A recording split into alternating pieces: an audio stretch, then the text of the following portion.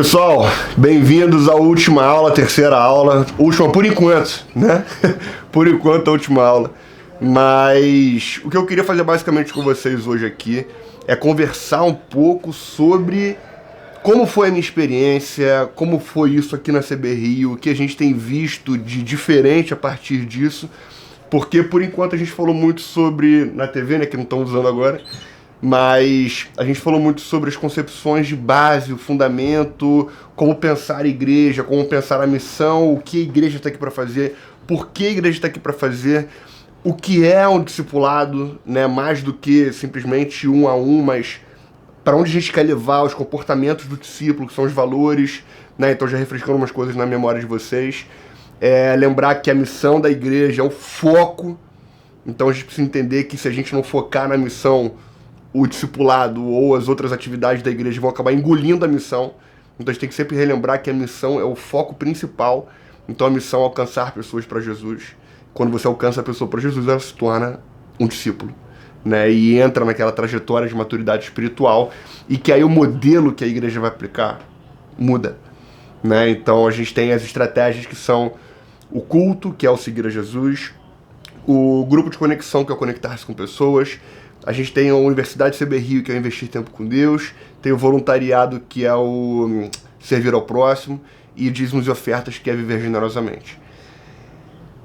Através dessa trajetória, a gente pode ajudar as pessoas a seguirem ela das mais variadas formas. Então a igreja também, cada igreja vai ter a sua estratégia, a sua maneira.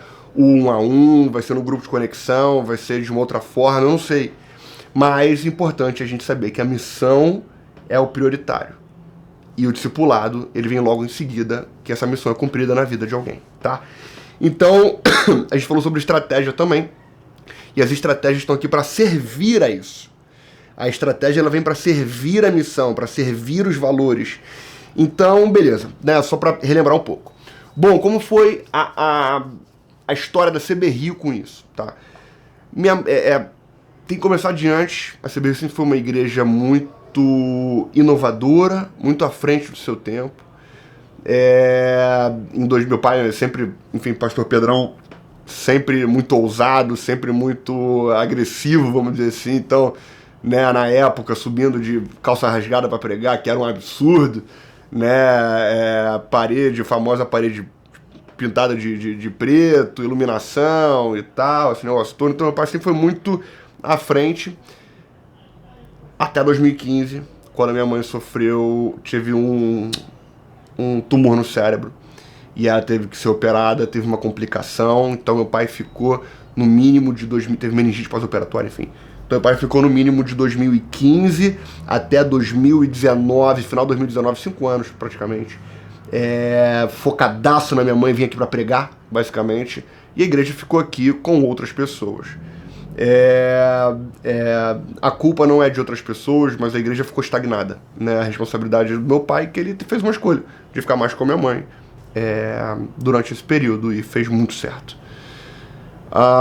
Então, no final de 2019, ele se sentiu extremamente incomodado quando ele leu um livro da igreja de alguns anos atrás, vendo que a igreja tinha, final de 2019, a mesma quantidade de pessoas que tinha em 2012, se eu não me engano. Então isso incomodou um pouco ele e falou: cara, Deus não me chamou para isso. Deus me chamou para mais. Deus me chamou para impactar mais vidas. Não para ter uma igreja maior, não para ser um megalomaníaco, pastor megalomaníaco que quer umas super igrejas e tal. Não, mas alguém que vai causar um impacto na vida de muitas pessoas, transformar a realidade de muitas pessoas pelo nome de Jesus, que é a missão, né? Em final de 2019, meu pai voltou, formalmente, voltando, 2 pés na porta, e quando ele chegou aqui, ele começou a ver umas coisas que para ele não faziam sentido. Ele sabia que ele precisava mudar. Alguma coisa ele precisava mudar, alguma coisa ele precisava fazer. E aí um amigo dele convidou para ir para Minneapolis, numa igreja que iria ter um treinamento durante 10 dias, algo para pouca gente, eram 8 pastores lá, e a gente foi convidado, a gente foi também. E isso mudou nossa vida. Então, quando a gente chegou lá em Minneapolis, a gente entendeu o que era, a gente não sabia muito bem o que era, o que esperar. E quando a gente chegou lá, uma igreja muito relevante, uma igreja chamada Eagle Brook Church, a igreja em Minneapolis, e quando a gente chegou lá, a gente se deu conta do tamanho que era a igreja, da relevância que tinha aquela igreja naquela comunidade, naquele local, as transformações que ela estava causando. E eles ficaram 10 dias focados em passar pra gente toda a cultura da visão deles, que é o que a gente falou nas últimas 2 aulas. Só que, obviamente, né, o conteúdo que eles trazem é muito mais ampliado, com muitas outras coisas. Talvez a gente possa ter a oportunidade de continuar isso em algum outro momento. Mas, então foram 10 dias disso. E eles abrindo não só isso, mas também a parte estratégica, como que eles fizeram, a história deles e tudo mais. Enquanto eu e meu pai, a gente estava lá e sendo ministrado por aquilo e tudo mais. E foi louco porque assim, a gente não pagou nada para estar lá. Tá? Então foram 10 dias em que eles serviam um café, um almoço, um lanche. 10 dias focados, vindo gente do staff para conversar com a gente, o pastor executivo, uma galera dando uma atenção pra gente. E a gente simplesmente não pagou nada, só a nossa passagem. Estadia nem precisava, a gente preferiu um Airbnb, mas não precisava porque eles disponibilizaram membros da igreja e galera para poder receber a gente. Então foi um negócio extremamente generoso da parte deles para com a gente. Bom, então lá durante toda essa administração, cara, eu e meu pai, a gente ficou louco. E ele ficou falando comigo assim, falou, cara, é isso. Cara, exatamente isso. Então todos os erros que eles estavam apontando, todas as coisas que eles faziam errado, ou tudo aquilo que eles falaram que tem que ser o foco, como eu tô falando pra vocês, da missão, dos valores, dessa clareza, dessa simplicidade, desse foco. E meu pai falou, cara, a gente tá fazendo tudo errado. Na verdade, a gente não sabe muito bem o que a gente tá fazendo. Vamos parar, vamos reestruturar e vamos refazer. E isso foi uma loucura, porque uma igreja que tinha aí quase, tem 16 anos, sei lá, por aí, 15, 16 anos, por aí, 2020, você chegar e falar assim, cara, vamos repensar tudo, vamos mudar tudo. Poucos pastores têm ousadia de fazer isso. Inclusive quando a gente começou a ministrar, né, sobre essa cultura da visão, sobre essa transformação, essa mudança de pensamento, a gente vê poucos pastores, sinceramente, com essa ousadia de chegar e falar, eu assumo que eu estava enxergando errado a igreja, e eu assumo que eu preciso mudar, e eu vou ter peito para mudar mesmo que pessoas saiam da igreja, porque foi o que aconteceu aqui. A gente começou um processo de mudança em 2020, quando a gente chegou, porque a gente foi lá em 2020, em fevereiro, então pré-pandemia, logo antes da pandemia. Quando a gente voltou, meu pai voltou alucinado para poder colocar em prática essas coisas, começar a falar com algumas pessoas sobre essa nova visão de igreja, nova cultura que a gente iria formar aqui. E, não para nossa surpresa, houve muita resistência, porque o meu pai é uma pessoa extremamente expansiva, direta, transparente, honesta. Então, quando ele começou a falar, ele já falou o filme todo, né? Então ele falou, é isso aqui, a gente enxerga a igreja agora desse jeito, e aí no nosso caso aqui a gente entendeu, e da forma que a gente formatou, não vai ter mais ministérios de homens, de mulheres, de casais, então começa a pensar diferente agora, então vai ser assim. Então assim, ele veio com uma intensidade muito grande. Por um lado isso foi bom, porque isso mostrou uma firmeza, né, sobre a direção que ele estava sentindo, e sobre como isso era apaixonante. Não só para ele, mas conseguindo transmitir essa paixão para outras pessoas também. Mas você pode imaginar que numa igreja de muito tempo e que tinham esses ministérios muito consolidados, houve muita resistência, né? Então o pastor, por exemplo, de homens, que estava desenvolvendo homens há muito tempo, teve resistência, e assim como os outros nichos também. Sei que no final das contas a gente teve um saldo aí de, sei lá, pelo menos 60, 70 famílias saindo da igreja, né? Isso aí é o tamanho de muitas igrejas. Isso aconteceu enquanto acontecia a pandemia. Então, em tese, era para dar tudo errado, porque é o cenário perfeito de dar tudo errado. Uma mudança grande acontecendo, pessoas relevantes da liderança saindo da igreja, porque não por não concordarem com a visão, porque a visão é bíblica, isso que vocês viram não tem o que questionar. Mas quando se muda na estratégia, muitas vezes as pessoas se sentem muito mais feridas do que pela questão da visão. E aí eu entendi o erro que a gente cometeu. Porque a gente fundamentou a igreja esses anos todos em estratégias. Só que o mundo muda. A percepção de mundo vai mudando com a pandemia, né? A percepção de mundo mudou para todo mundo. De prioridade, de tudo. E a igreja precisa estar contemporânea ao seu tempo.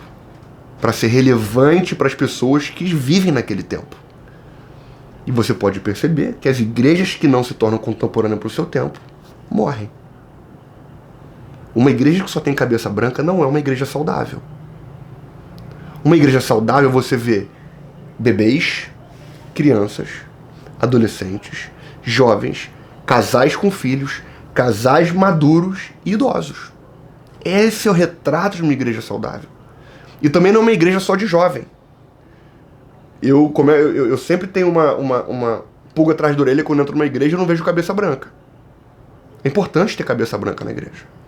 E é importante você conseguir administrar e gerir isso de uma maneira que tenham essas pessoas de forma relevante, envolvidas de forma relevante, para contribuir com o reino de Deus, né? No caso, com a igreja local em que está inserido. Então, bom, muitas pessoas decidiram sair da igreja por conta disso. E aí entra um ponto assim, os movimentos foram muito rápidos, como eu falei para vocês. Talvez isso não fosse o ideal, tá? Porque uma fala muito direta e movimentos muito rápidos geram quebras, né? Geram dores muito grandes. O que aconteceu no nosso caso, me perguntaram já várias vezes, Ninho, você faria diferente voltando no tempo? Ou pro meu pai, né? Vocês fariam diferente voltando no tempo? No nosso caso, não. Eu não faria diferente, porque a gente, assim que a gente trouxe isso, veio a pandemia. E a pandemia abriu uma janela de oportunidade pra gente fazer as mudanças. Porque tudo parou. E o que a gente fez foi basicamente falar, ó, não vai voltar. Então foi uma forma de a gente aproveitar uma janela de oportunidade. Óbvio que tiveram algumas perdas com isso. Mas posso confessar uma coisa pra vocês? A gente tem que valorizar muito mais estar no centro da vontade de Deus do que estar no centro da melhor estratégia possível. E a gente sabia que o centro da vontade de Deus era a gente implementar e seguir com isso que Deus tinha colocado no coração do meu pai. Porque eu tenho certeza que se você se sentiu tocado pelas coisas que eu falei aqui, cara, que são bíblicas. Não tem nada antibíblico aqui. Ou nada com uma visão teológica que seja ou batista ou de uma linha teológica específica. Então, se você seguir no que é o centro da vontade de Deus, não importa a tempestade que se forma ao redor. Deus vai pavimentar o caminho. Ele vai enviar as pessoas para serem salvas. Ele vai enviar os líderes para que a plantação, para que a colheita seja grande. E posso falar uma coisa? Durante a pandemia, com várias famílias saindo da igreja, a gente não só cresceu em frequência, mas como cresceu em arrecadação. Faz sentido? Zero. Faz o menor sentido. Mas isso é provisão de Deus. E a gente acompanhou essa provisão de Deus ao longo desse tempo todo, e desde 2020, quando a gente implementou isso, a gente tem pavimentado pouco a pouco. Depois que a gente fez a virada de chave, agora é transpiração, constância e um pouquinho cada dia. Então, pouco a pouco, a gente tem feito essa cultura grudar na igreja. A gente tem feito a igreja entender qual é a missão dela. As pessoas que fazem parte da igreja, porque a igreja são as pessoas, né? Não é a construção. Então, as pessoas que formam essa igreja entenderem qual é a missão delas como corpo dessa igreja. Então, como a igreja conseguiu entender, igreja, pessoas, conseguiram entender que o papel delas aqui, a missão delas aqui é alcançar pessoas para Jesus, acabou. Aí a gente tem níveis de visitantes como a gente nunca teve antes. A gente tem níveis de decisões como nunca tivemos antes. Batismos como a gente nunca teve antes. Testemunhos como nunca tivemos antes. E o que a gente quer com isso? Se tornar uma mega church, que ficou meio pejorativo esse mega church?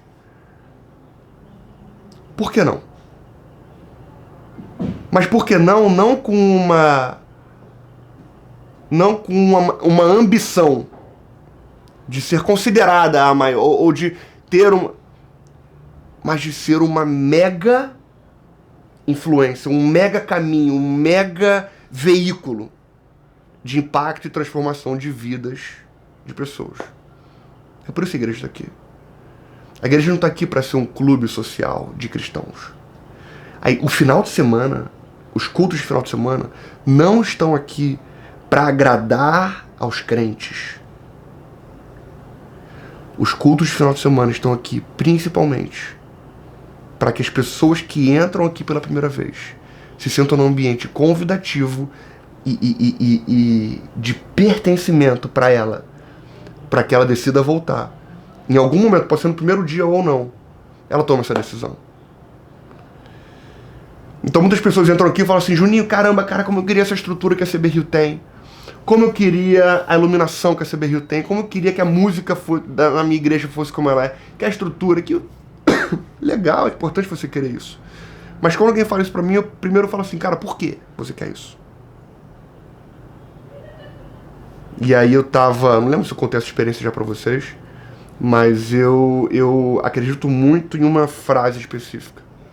Que as pessoas só convidam alguém para algo que é bom. E se as pessoas só convidam alguém para algo que é bom, a gente tem que entregar o melhor que a gente tiver no final de semana. Se o melhor que você tem é básico, você não tem muito recurso financeiro ainda, você não tem muito investimento, faz o melhor que você tem para entregar. Chega mais cedo que todo mundo. Envolva os voluntários, inspire os voluntários a viverem não para... Inspire os voluntários a viver não para eles satisfazerem os seus hobbies ou a sua necessidade de liderar pessoas dentro da igreja. A igreja não é lugar para atender hobby de outros. Por isso que muitos músicos saíram aqui da CB Rio, porque a gente decidiu contratar músicos cristãos para tocar aqui.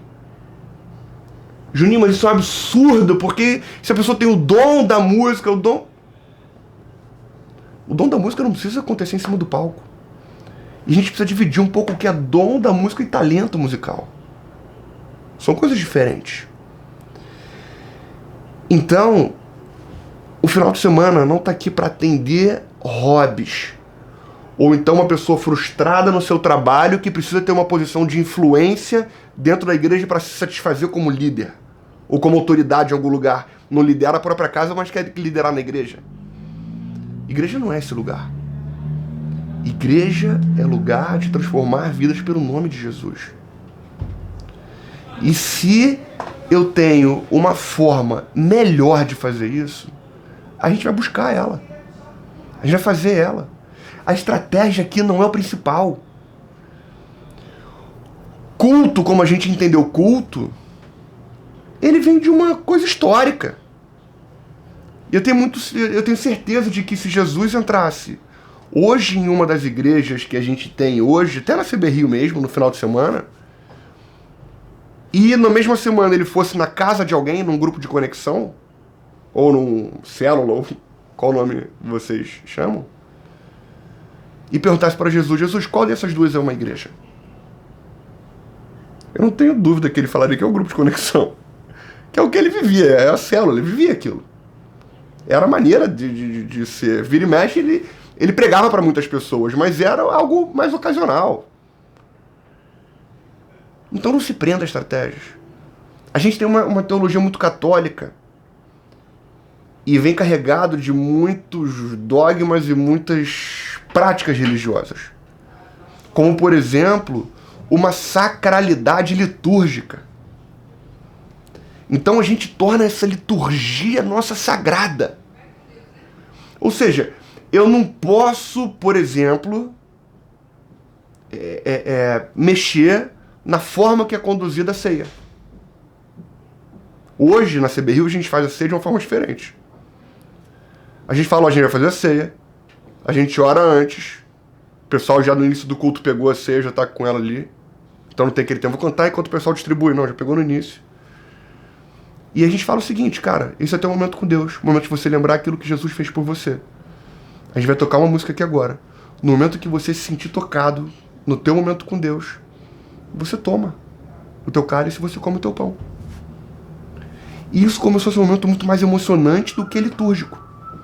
Muito mais tocante do que algo meramente cumpra-se, né? Algo meramente de rotina. Assim como o batismo, assim como o estilo de música, assim como a forma de se apresentar a pregação. Antes eu investia para fazer uma pregação no domingo, eu investia alguma coisa em torno de 4 horas. Que para alguns é até demais já. Hoje em dia o mínimo que eu invisto são 20 horas para uma pregação. Por quê? 10 mandamentos sempre vão ser 10 mandamentos. Davi sempre vence Golias. O mar sempre vai abrir. Agora, a forma como isso é apresentado é o que muda. E é o que pode fazer aquela pessoa que está ali sentada de primeira vez ser impactada e ter a vida transformada. Ah, Juninho, mas é o Espírito Santo que faz a obra, não é o que eu faço, não é... Tá, cara, concordo com você. O problema é que a gente coloca barreiras, várias barreiras até essa pessoa tomar a decisão. Desde o estacionamento, até a entrada, até o momento do louvor, as músicas e até a palavra. Tudo que a gente tenta fazer aqui na CB Rio é tirar todas as barreiras possíveis até essa pessoa chegar na pregação, para lá ela ser confrontada e aceitar Jesus. Então o que eu quero que vocês entendam é que nesse processo de mudança que as igrejas precisam passar, eu não estou falando que isso aqui é mágico ou é a revolução mas é uma forma clara e bíblica de se fazer igreja. Foi só uma forma de simplificar. E as igrejas precisam passar por isso. Precisam revisitar por que elas existem.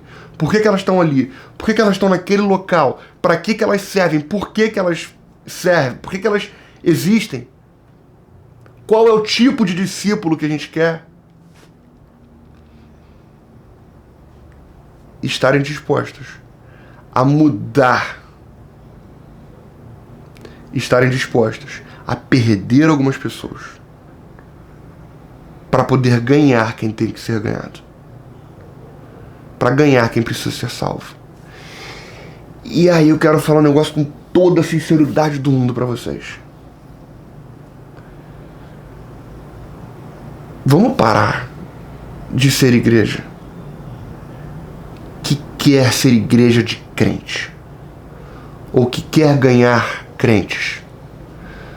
Vamos parar de fazer mega eventos para atrair os cristãos da redondeza.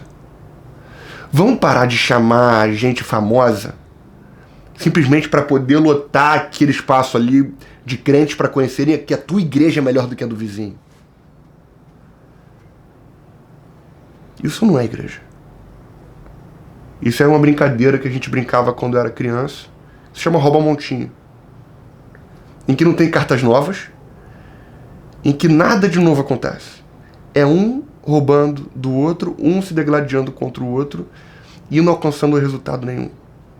Como que a gente faz para ter cartas novas? Como que a gente faz para oxigenar isso? Primeira coisa, a gente precisa parar de pensar em ganhar crentes para Jesus. Os crentes estão ganhos. Os crentes já estão no reino. Como que eu faço para alcançar os perdidos? Tudo que a gente falou foi sobre isso. Como eu faço para ser uma igreja relevante para aqueles que precisam de igreja? Aqui na igreja, aqui na CB Rio, a gente criou uma política, uma forma de ser. De que a gente não convida ninguém famoso. E se convidar alguém famoso, a gente não anuncia.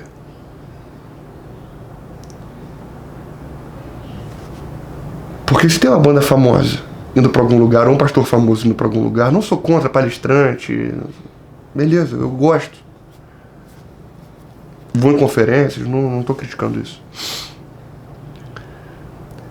Mas meu impacto, o impacto que eu quero causar é alcançar pessoas para Jesus, certo? Legal. Quando eu convido alguém famoso, o maior percentual de convidados é de crentes. Entende onde eu tô querendo chegar? Pro não crente, não faz diferença se é o X, Y, Z. Ele vai pra lá porque você convidou. Independente de quem seja. E se as pessoas na tua igreja não têm esse negócio de, caraca, vai lá na minha igreja a qualquer momento, não porque tem uma pessoa especial lá, mas se essas pessoas não têm esse ímpeto, essa vontade natural de querer convidar pessoas, é porque tem uma coisa errada. Quando será que a igreja deixou de ser relevante para a sociedade e para as pessoas que entram nela? É isso que a gente precisa parar para pensar e refletir. Então, o meu maior desafio, maior mensagem que eu quero passar para vocês aqui é: não tenham medo de mudanças. Façam sempre debaixo de muita oração, de muita orientação do Espírito Santo, de muita conversa, de muita transpiração. Mas não tenha medo de mudar. Júnior, tem um planejamento já para minha igreja para 2030. Tá, mas tem clareza no que você está falando? A igreja consegue sentir, entender o que você está passando? Os valores, né? São comportamentos, são... Isso tudo que a gente falou, cara, não tem medo de mudar. Se você tiver coragem para mudar por uma direção bíblica daquilo que Jesus realmente espera de nós como igreja, eu tenho certeza que não só Deus vai se alegrar disso, mas como a tua igreja também vai se alegrar disso. Então, enfim, existe nesse processo de mudança todo, existe algo que é muito interessante, que é o Change Cycle. Existe um framework, né? É uma forma de se fazer mudanças. Tem até o site, que é changecycle.com. Virou uma organização para ajudar pessoas a fazer mudanças. E lá tem tudo passo a passo de como instituir uma mudança, quais são os processos que vão acontecer, o que vai passar. É interessante você estudar sobre isso, você aprender sobre como se fazer uma mudança, instituir uma mudança. É importante você entender no processo que vai ter dor, como tratar as pessoas que têm dor, como tratar as pessoas que são compradas. Então tem toda a estratégia para que isso aconteça, mas antes de qualquer coisa, tem que assumir a coragem de mudar. E tem que assumir que talvez a forma que nós estamos fazendo igreja não esteja clara o suficiente, ou não esteja bíblica o suficiente naquilo que Jesus deixou pra gente como igreja, que é ir, pregar, batizar e fazer discípulos. Então, se a gente não tem seguido isso não está claro para a igreja, desculpa, talvez a gente esteja dentro de vários clubes de crentes que brincam de rouba-montinho e não chegam a lugar nenhum. E a gente tem igrejas crescendo, outras morrendo, de crentes que se movem de um lado para o outro, enquanto a nossa sociedade continua definhando.